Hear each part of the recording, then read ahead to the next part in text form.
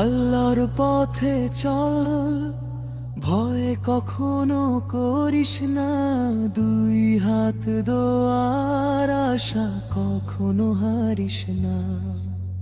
সাবর আর ঈমান তোমার শক্তি হবে, জীবনের আধারে আলোর পথ হবে।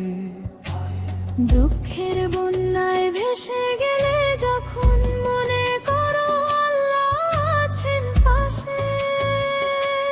হারানো মানে শেষ নয় কখনো, বিশ্বাসের আলো দেখাবে নতুন রাস্তায়।